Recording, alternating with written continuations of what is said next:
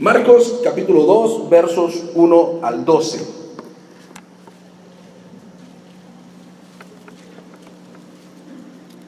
Marcos está después de Mateo, antes de Lucas. ¿Listos? ¿Ya estamos todos ahí en Marcos? Perfecto. Vamos a comenzar a leer. Dice así: Él entró otra vez en Capernaum después de algunos días y se oyó que estaba en casa. E inmediatamente se juntaron muchos, de manera que no cabía ni aún en la puerta, y él les predicaba la palabra. Entonces vinieron a él unos trayendo a un paralítico que era cargado por 4. Y como no podían acercarse a él a causa de la multitud, descubrieron el techo de donde estaba, y haciendo una abertura, bajaron el lecho en el que yacía el paralítico. Al ver Jesús la fe de ellos, dijo al paralítico: Hijo, tus pecados te son perdonados. Estaban allí sentados algunos de los escribas, los cuales cavilaban en sus corazones: ¿por qué habla este así? Blasfemia dice. ¿Quién puede perdonar pecados sino solo Dios? Y conociendo luego Jesús en su espíritu que cavilaban de esta manera dentro de sí mismos, les dijo: ¿por qué caviláis así en sus corazones? ¿Qué es más fácil? ¿Decir al paralítico: tus pecados te son perdonados? ¿O decirle: levántate, toma tu lecho y anda? Pues para que sepan que el Hijo del Hombre tiene poder en la tierra para perdonar pecados, le dijo al paralítico: a ti te digo, levántate, toma tu lecho y vete a tu casa. Entonces él se levantó enseguida y tomando su lecho salió delante de todos, de manera que todos se asombraron y glorificaron a Dios diciendo: nunca hemos visto tal cosa. Y todos decimos: vamos a orar. Cierra tus ojos, permíteme orar por este tiempo. Amado Dios, yo te doy gracias por tu misericordia, porque en tu palabra encontramos vida. Tus palabras permanecen para siempre, es lo único sólido, firme en lo que podemos confiar. Por eso hoy te pedimos en esta mañana que tú nos ayudes a entender todo lo que tienes para nosotros. Ayúdanos a entender tu propósito y tu poder, que esto sea una revelación viva y eficaz en nosotros, que nos ayude a cambiar, a transformar nuestra manera de pensar y de obrar. Bendecimos este tiempo, bendecimos tu nombre, Señor.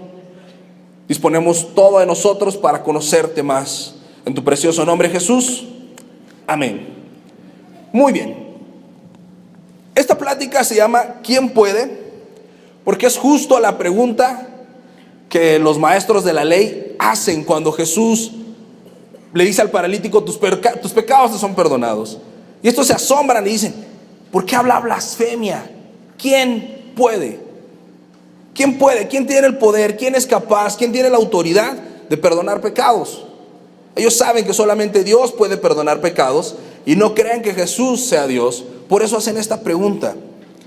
Pero quiero revisar este texto de manera detenida para que tú y yo entendamos quién puede no solamente perdonar los pecados en nosotros, que es algo increíble, sino quién puede darle sentido y una respuesta a cada pregunta, a cada conflicto que tenemos nosotros en nuestra vida diaria. Porque a veces estamos como estos fariseos, estando enfrente de Jesús, desconociendo que Él puede. Amén. Fíjate, ¿me ayudas con...? Ahí. Creo que no se ve muy bien el mapa, pero lo traigo a manera de ilustración. Gracias.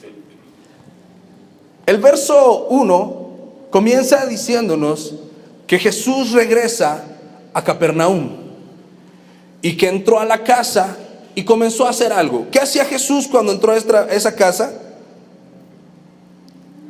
Dice el verso 2: y les predicaba la palabra. Repite conmigo: les predicaba la palabra. Capernaum, si tú ves, este es el mapa de Israel en los tiempos de Jesús. Antes de los 400 años del silencio en el Antiguo Testamento, todo esto que vemos acá estaba dividido o segmentado en 12 tribus. ¿Se acuerdan de eso? ¿Por qué en 12 tribus? Porque eran las 12 tribus de Israel que entraron y conquistaron. Después de que ellos son sometidos por Babilonia y después, por Persia, después por Grecia y finalmente por Roma, la división geopolítica cambia. Y la gran importancia o el énfasis donde está el gran movimiento cultural y económico de Israel se centra del lado occidental, que es del Mar Muerto, el Jordán y el Mar de Galilea, hacia tu mano izquierda, que lo estás viendo de frente. La otra parte no es tan trascendental. Y esta zona se divide a su vez en tres partes. La parte roja de arriba es Galilea, es la zona de Galilea. La parte verde clarito de en medio es Samaria y la parte de abajo es Judea. Por si alguna vez te habías preguntado por qué en tu Biblia en el Nuevo Testamento ya no hablan de vamos a la tribu de tal, sino hablaban de las regiones.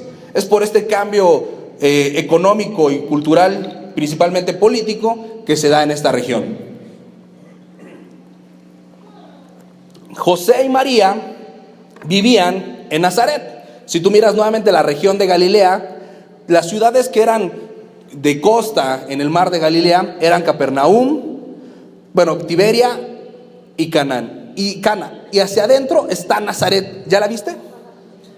Ahí vivían José y María. Ahí creció Jesús. Pero Jesús, ¿dónde nace? En Belén. Jesús nace en Belén de Judea, que está acá. Jesús nace en Belén, pero va a radicar a Nazaret. Y si tú recuerdas en la Biblia, Jesús es llamado Galileo. ¿Se acuerdan de eso? ¿Ha leído que Jesús es llamado Galileo? Porque él vivía en la región de Galilea. ¿Por qué te estoy explicando todo esto? Para que podamos tener un poquito de contexto de qué es lo que está pasando en el capítulo 2. La zona de abajo, que es donde está la zona de Judea, es donde está Jerusalén, la principal ciudad para el pueblo de Israel. Jerusalén está aquí, arriba de Betania y de Belén. Acá, ahí está Jerusalén. En esa parte están concentrados los judíos más poderosos. Se parece un poco al DF, porque en el sur están los ricos. Toda esa zona está concentrada en la gente importante, la gente opulente, la gente con cultura. Los sacerdotes, el Sanedrín está establecido ahí abajo. Todos ellos están ahí. En medio, en Samaria eran los apestados, eran con los que no se hablaban. Y en Galilea eran los pobres. El norte de la ciudad era la parte abandonada, donde no pintaban las calles más que cuando pasaba el Papa, es ahí arriba. Así es Galilea, así era Galilea. De hecho, en la Biblia se usa un término para referirse a Galilea diciendo Galilea de los gentiles. ¿Qué significa gentil? Extranjero, alguien que no conoce a Dios. Porque como en Galilea estaban todos los pobres, ahí había un montón de gente de otros países. Pues Jesús no vino a hacer su ministerio en donde está la gente rica. No vino a hacer su ministerio en donde está la gente que cree que sabe. Jesús tenía su centro de operaciones, por llamarle de alguna manera, en Capernaum, la ciudad que está hasta allá arriba. En esa ciudad pequeña, pobre y olvidada, Jesús tiene su centro de operaciones. Y Jesús, donde toma como casa principal para predicar, es la casa de Pedro. Yo sé que eso todo tú ya lo sabías, pero te lo estoy recordando. En Capernaum está la casa de Pedro y es donde Jesús se comienza a predicar. Váyase una gira por todo Israel y en el capítulo 2, Jesús está regresando nuevamente a la casa de Pedro a predicar el evangelio. ¿Por qué en Capernaum? Si hubiera sido Jesús, pues yo mejor voy a Jerusalén, ahí está el templo, ahí hay dinero, ahí la gente dice que conoce a Dios, hubiera sido más fácil. ¿Por qué en Capernaum? En la ciudad que está hasta allá arriba olvidada. Fácil. ¿Recuerdas las bienaventuranzas? Bienaventurados los pobres en espíritu. Cuando uno reconoce su necesidad, entonces uno puede comenzar a recibir de Dios. Tú y yo, de cierta manera, hemos sido pobres en espíritu porque hemos reconocido que necesitamos de Dios y nos tiene esa situación esta mañana escuchando la palabra. Jesús siempre busca a la oveja perdida, al necesitado, No le importan las 99, él va por la perdida. Por eso Jesús comienza a predicar en Galilea. Y el principal motivo, la principal actividad de la obra de Jesús no eran los milagros. Jesús no era un milagrero. Por supuesto que Él es Dios y Él hace milagros. Pero el principal énfasis, el principal enfoque del ministerio de Jesús era predicar la palabra. Empieza en Capernaum predicando la palabra, hace una gira y regresa a Capernaum a seguir predicando la palabra. Hace un momento cantábamos una canción bien padre. Hablábamos al estar ante ti, adorando frente al mar de cristal y las multitudes. Y esa canción posapocalíptica, donde se está revelando el Cordero de Dios y todos los redimidos lo alaban, donde tú y yo algún día debemos de estar. ¿Quién puede creer eso? Y esa es una verdad que tiene que ver con nosotros, no solamente después del Apocalipsis, sino hoy. Tú has sido escogido, tú has sido llamado por Dios. Él no buscó ni al sabio ni al rico, te buscó a ti. Se fijó en ti y es a ti al que quiere llamar a su presencia. A ti te quiere rescatar de este mundo caótico, donde solo hay malas noticias, donde solo hay adversidades, y te quiere poner por encima de todo eso. Te quiere rescatar de la tristeza, de la aflicción, de la desesperación, de la frustración, de la ruina y del fracaso. De todo eso te quiere rescatar. Y el camino a la salvación es su palabra. Porque somos salvos a través de la fe. Y la fe viene por oír la palabra de Dios. Por eso la base del ministerio de Jesús fue la predicación de la palabra. Y hoy Jesús te está diciendo esto: escucha mi palabra, porque tú lo necesitas. Después de que vemos todo esto de lo que hablábamos, Jesús está predicando y se le llena la casa. Qué maravilloso que un lugar donde se predique la palabra de Dios y se estudie la palabra de Dios esté lleno. Porque dice que donde abundó el pecado, sobreabunda la gracia. Voltea a ver a todas las personas que tienes aquí a tu alrededor. ¿Verdad que nadie tiene cara de pecador? Todos tienen cara que le sobreabunda la gracia.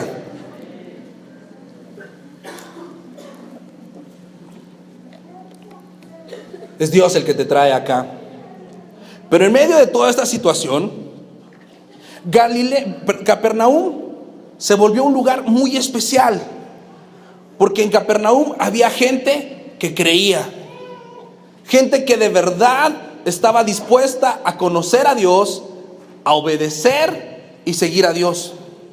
Algo bien contrastante con lo que pasó en Nazaret, en la misma región de Judea. No sé si tú recuerdes que de repente Jesús, en esta gira que está haciendo, dice: y regresó Jesús a la casa de sus padres. ¿Dónde vivían sus padres? En Nazaret.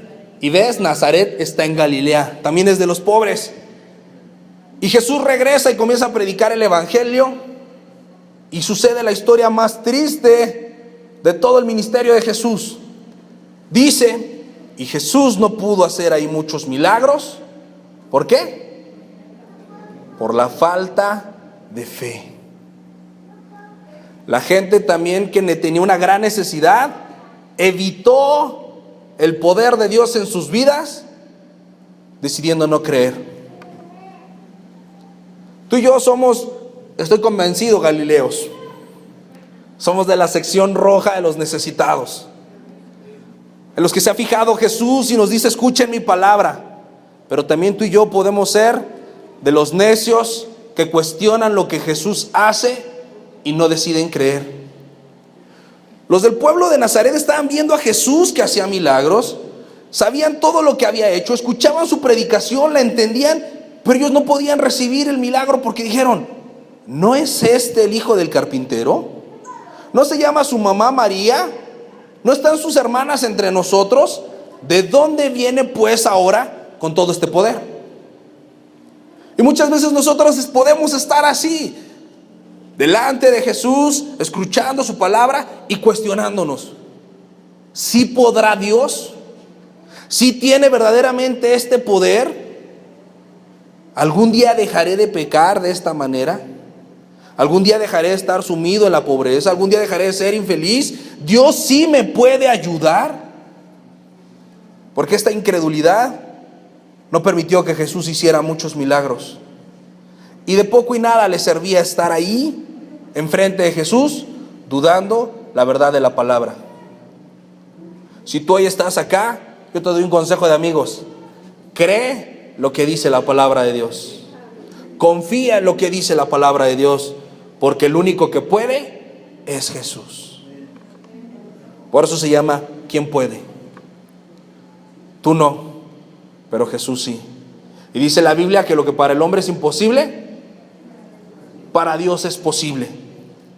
Y esta región tan llena de fe, aparecen 4 amigos, bueno, en realidad son 5, pero 4 de ellos caminaban y uno no. Uno estaba paralítico. Y ellos dicen, vamos a escuchar la predicación de Jesús. Y querían que su amigo escuchara a Jesús predicar. ¿Y qué hicieron con el amigo? Se lo llevaron cargando. En aquel tiempo no había camillas, todavía no se inventaban. Entonces, los paralíticos, para poderlos trasladar, quien tenga o haya tenido alguna vez a una persona con problemas de movilidad en su casa entenderá esto. Para poderlos trasladar fácilmente, no los acostaban en las camas en las que acostaban normalmente a todas las demás personas. Ellos tenían algo que se llamaba lecho o lugar para estar, que era una cama de carrizo con 4 puntas. Entonces tú querías cargar al minusválido, cada quien agarraba una punta y se lo llevaban cargando como costalito, y así lo trasladaban fácilmente. Pues así tomaron el lecho de este hombre y lo llevaron para que escuchara predicar a Jesús. Pero afuera, cuando llegan a la casa, se dan cuenta que no hay lugar y que afuera no se escuchaba todo lo que Jesús decía. Y la intención de estos amigos era que su amigo escuchara predicar a Jesús, que escuchara la palabra de Dios. Ellos 5 creían en Jesús, creían en su poder y estaban convencidos que necesitaban una palabra de Dios. Si te das cuenta, la historia nunca dice y lo llevaron para que le hiciera un milagro. Dice, Jesús predicaba y ellos lo llevaron delante de Dios. Entendían el poder de la palabra de Dios, de estar en contacto con la presencia de Dios, y por eso llegaron ahí. ¿Me pones la última imagen? Ahí está. Las casas, para que nos podamos hacer una idea de cómo fue que lo bajaron por el techo. En Judea, en aquel tiempo, las casas eran una especie de cubo.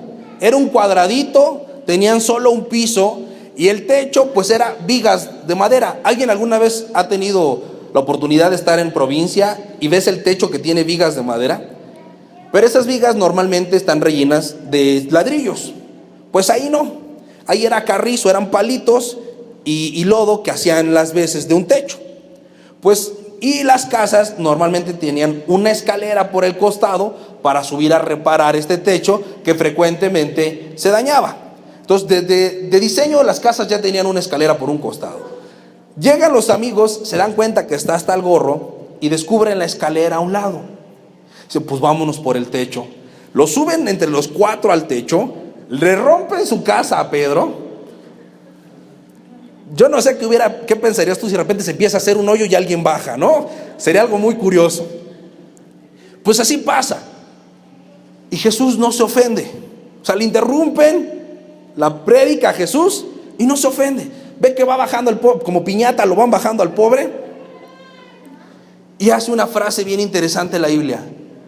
Viendo Jesús la fe de ellos. ¿En qué se fijó Jesús? En la fe. La fe, precisamente como decían, hace que te esfuerces. La fe te va a sacar de tu lugar de comodidad.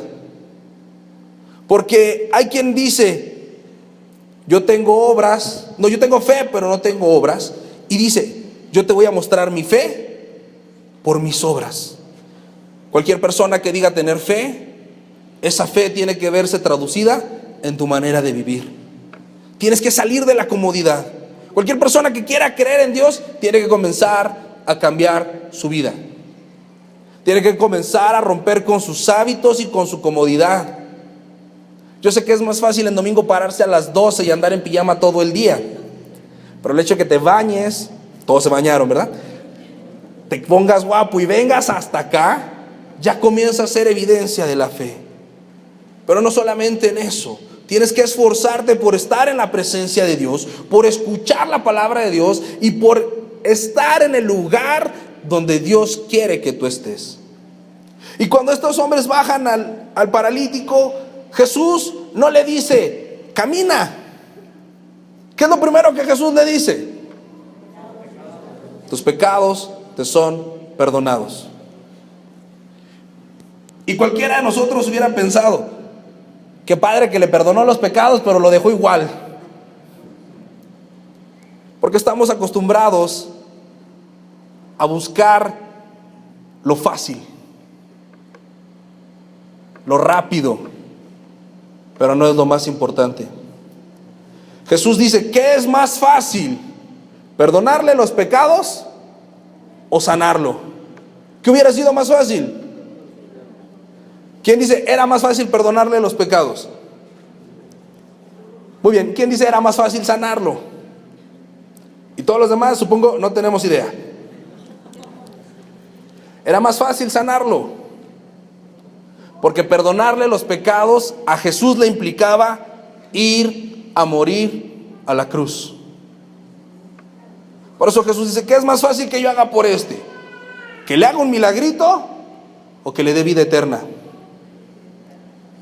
¿Qué es más fácil? ¿Que lo haga caminar o que me lo lleve al cielo? Era mucho más fácil hacerlo caminar. Para Jesús, obviamente, para ti, para mí, cualquiera de las dos es completamente imposible, ¿no? Pero hablando de la persona de Jesús, para Jesús era más fácil hacerle lo temporal. Lo pones a caminar y después se muere y vuelve a quedarse sin caminar. Pero lo que realmente necesitaba era el perdón de sus pecados. Y uno se preguntará, pues el cuate no caminaba, ¿qué tanto habrá pecado? Pues ni modo que se fuera de fiesta, ¿no? Que lo trajeran ahí cargando también para todos lados. Pero el pecado no es solamente aquello que hacemos, sino aquello que pensamos, sentimos y decimos. Tu mayor problema no es la deuda, no es el trabajo, no son los hijos, no es tu esposa, no es Peña Nieto, no. Tu mayor problema se llama pecado. Aquello que haces que te aleja de Dios. Y es lo primero que quiere Jesús arreglar en ti. Lo primero que quiere Jesús es perdonarte tus pecados. No le hace un juicio Jesús. No le dice, a ver, hijo mío, confiésame todos tus pecados. Y si está bien feo, no me lo digas. No. Jesús lo primero que quería era darle perdón, restaurarlo, darle la oportunidad de empezar de nuevo. Porque ese es Dios, el que sí puede darte un nuevo comienzo, el que sí puede perdonar y olvidar lo malo que hayas hecho. Le costó más, claro, le costó la vida, pero a eso venía. No hay manera que tú y yo pudiéramos relacionarnos con Dios si no nos hubiera redimido. Sin la cruz no hay relación con Cristo. Sin resurrección no hay vida eterna. Pero Él murió y resucitó por ti y por mí. No era lo fácil, pero era lo que tenía para nosotros. Y nosotros nos enfocamos muchas veces en quiero caminar en lugar de quiero irme al cielo. Ay Dios, a mí con que me hagas rico y pueda viajar por todo el mundo. ¿Y luego? Lo primero que tendríamos que estar pensando es que yo pueda estar adorándote frente al mar de cristal como cantábamos hace un rato. Que el día que juzgues a todo este mundo, Señor, yo pueda ser de tus amigos, de los que no reciben el juicio sino la misericordia, de los que pueden decir digno es el Cordero de Dios que fue inmolado en la cruz, que me rescató, que me hizo de Él, y yo hoy lo bendigo y lo alabo. Eso tendría que estar principalmente en nuestra mente. Y después caminaremos. Pero primero es el perdón de pecados. Primero es la relación con Dios. Primero es entender lo que en la cruz sucedió por nosotros. Y por eso ellos se preguntaban, ¿quién puede perdonar pecados? Nadie sino Dios. Tú y yo no podemos perdonar el pecado de nadie, pero Dios sí. Tú y yo no podemos borrar nuestros pecados, pero Dios sí. Tú y yo no podemos dejar de pecar por nosotros mismos. Pero si buscamos a Dios, confiamos en Dios y dependemos de Dios, vamos a vencer todo el pecado que te ha estado asediando. Entonces viene la famosísima pregunta, ¿quién puede? Y Jesús dice que es más fácil decirle a este paralítico, tus pecados son perdonados, o decirle, toma tu lecho y vete. Y le dice, pues para que vean que ya le perdoné los pecados. O sea, Jesús no estaba poniendo en duda que ya lo hubiera perdonado. Dijo, bueno, lo voy a volver a perdonar para que vean que sí puedo. Dijo, para que vean que es más fácil decirle que camine, por ende que ya lo salvé. A ti te digo, toma tu lecho y vete. ¿Y qué hace entonces el paralítico? Agarra su lecho, o sea, se para, agarra su camilla en la que lo traían, su lecho ese, y se va enfrente de todos. Al que bajaron como piñata salió caminando. Y entonces dice que todos glorificaban a Dios y decían, nunca hemos visto cosas así. Y es aquí donde la cosa se pone emocionante para ti y para mí. Dios tiene un milagro para ti que se llama vida eterna. Y ese es lo más importante. Pero dice Jesús, si ya hice lo difícil, que era perdonarte, si ya morí en la cruz, sigue lo fácil, ¿no? Ahora camina. Y Dios hará contigo cosas que la gente nunca había visto que se hicieran con alguien más. Y Él recibirá la gloria de eso. ¿Alguien lo puede creer? Y vamos a repasar rápidamente, a manera de resumen y conclusión, cosas que vimos en esta plática. Ayúdame con la diapositiva anterior, amigo. Primera prioridad, la palabra de Dios. Por eso te pedimos que abras tu Biblia y que la leas. Porque muchas veces nos acostumbramos a que hay proyecto en todo, y el día que quiero leer la Biblia en mi casa no sé ni dónde está cada libro, ¿no? Alguien dice, hablan en Lamentaciones. ¿Lamentaciones? ¿Eso es un libro? ¿No? O no sé, háblala en Ageo. ¿Qué es eso? ¿Con qué se come? Es importante que tú tengas contacto con la palabra de Dios, que estés leyendo la palabra de Dios y que la conozcas, porque ahí va a venir tu fe. ¿Quién siente que de repente le falta la fe? Lee más la Biblia, porque la fe viene por el oír de la palabra de Dios. Necesitas estar pegado a la Biblia, y lo primero que te va a pedir Jesús es lee la Biblia. Amén. Lo segundo que tenemos que hacer como consecuencia de estar leyendo la Biblia, de estar escuchando la voz de Dios, es responder a ese llamado. Es acudir, es decir, yo sí quiero eso, Señor. Estos 5 hombres, los 4 amigos y el paralítico, escucharon que Jesús estaba en la casa. ¿En dónde estaba Jesús? Qué interesante aseveración, que tiene mucho de tela de dónde cortar. Jesús quiere estar ¿dónde? En la casa. ¿En la casa de quién? No, en la casa de Él. ¿Y cuál es su casa? Tu cuerpo. Tú eres templo del Espíritu Santo. Cristo mora en lo más profundo de nuestro ser. Jesús tiene que llegar a su casa. Voltea con la persona que tienes a tu lado y dile, tú eres casa de Dios. Unos le damos más espacio que otros, ¿no? Pero todos somos la casa del Señor. Jesús tiene que llegar a su casa y nosotros responder a ese llamado. De decirle, sí es cierto, Señor, yo te quiero en mi vida y te quiero con todo y te quiero todo el tiempo. cueste lo que cueste, porque créeme que subir un paralítico por unas escaleras no fue cosa fácil. Y luego romper el techo, porque está bien, eran tablitas, eran palitos, pero alguien tenía que darles duro. ¿Qué llevaban en las manos estos 4 amigos? Un paralítico, sí, llevaban un paralítico. Fuera del paralítico, ¿llevaban alguna herramienta con cual darle duro al techo? Tuvieron que usar toda su fuerza, pasar la vergüenza de le estoy rompiendo su casa a Pedro, pero ellos se esforzaron. Tú esfuérzate, responde al llamado que hoy Dios te hace. Sé valiente y decide dejar atrás tu comodidad, tus miedos, tus dudas y tus inseguridades y di, hoy es el día. Esto que me has pedido, Señor, que haga desde hace quién sabe cuánto tiempo y no me he atrevido, ya, ni un día más. Hoy lo voy a comenzar a hacer, aunque te cueste. Si Dios te está pidiendo, ama a tu esposa, aunque te cueste, a partir de hoy. Si Dios te ha dicho, perdona a quién sabe quién, aunque te cueste, a partir del día de hoy. Si Dios te ha dicho, ya no veas esas cosas en la tele o en internet, aunque te cueste, a partir del día de hoy. Hay que responder a ese llamado que Dios nos hace para que Jesús esté en su casa.